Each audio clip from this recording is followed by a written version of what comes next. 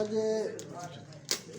शाहदुल्ला भाई का गिफ्ट जो है अनबॉक्स कर रहे हैं, देखते हैं इसमें क्या है।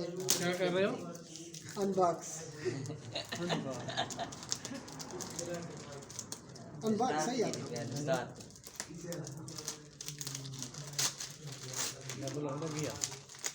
तो मैंने इमेजिन किया था कि इसमें घड़ी होगी, लेकिन देखते क्या है। मेरी इमेजिनेशन कैसी है।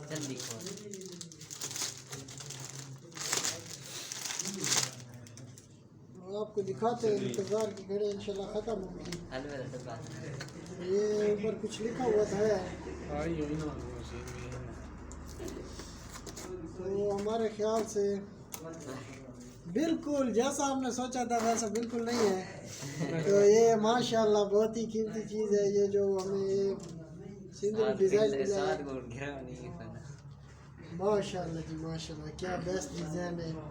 अल्लाह का नाम है, कलमा मुबारक है और सब जो है इस्लामी आयात है। तो बिल्कुल नेक्स्ट गिफ्ट, तो इसको इंशाल्लाह भाई का शुक्रिया अदा करते हैं। शाहदुल्ला भाई, वेल डन, थैंक यू।